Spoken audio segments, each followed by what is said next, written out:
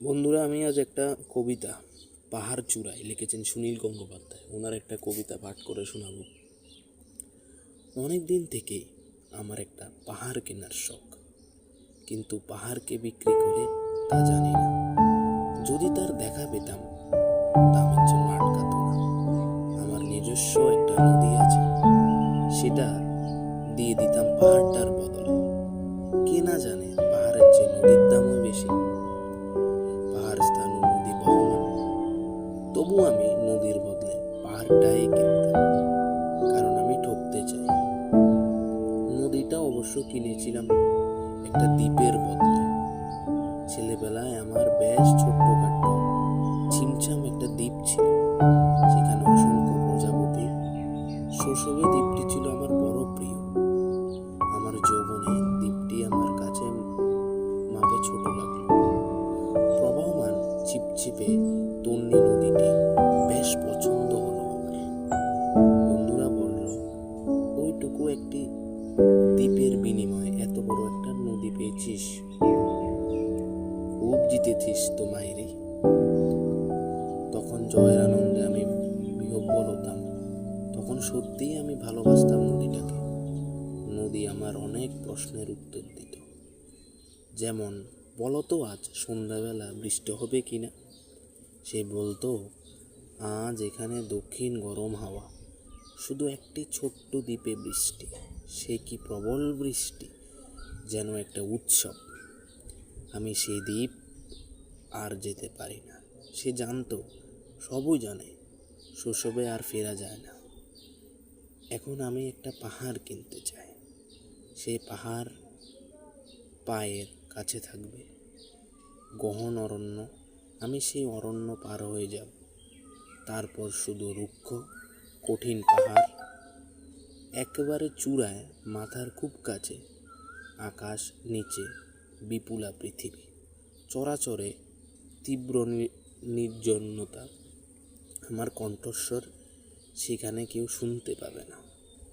আমি ঈশ্বর মানি না, তিনি আমার মাথার কাছে ঝুঁকে দাঁড়াবেন না। আমি শুধু 10 দিককে উদ্দেশ্য করে বলবো, প্রত্যেক মানুষই অহংকার। এখানে আমি একা, এখানে আমার কোনো অহংকার নেই। এখানে জয় হবার বদলে ক্ষমা চাইতে ভালো লাগে। এই 10 দিক, আমি কোনো দোষ করিনি। আমাকে ক্ষমা করো, আমাকে ক্ষমা করো, আমাকে ক্ষমা করো। বন্ধুরা, আজ আমার প্রথম এটা কবিতা। যদি ভালো লাগে তো অবশ্যই লাইক করে আমাকে মোটিভেট করবে। কোনো ভুল হলে ক্ষমা করে দিও।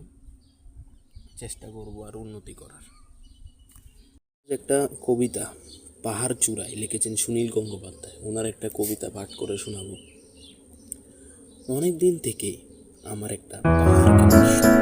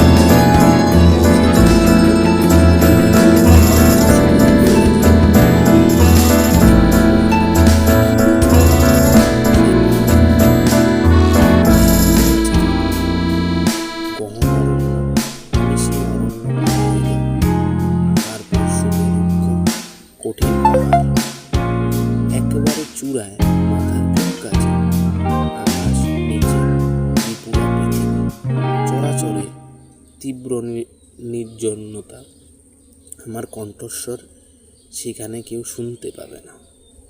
আমি ঈশ্বর মানি না, তিনি আমার মাথার কাছে ঝুঁকে দাঁড়াবেন না।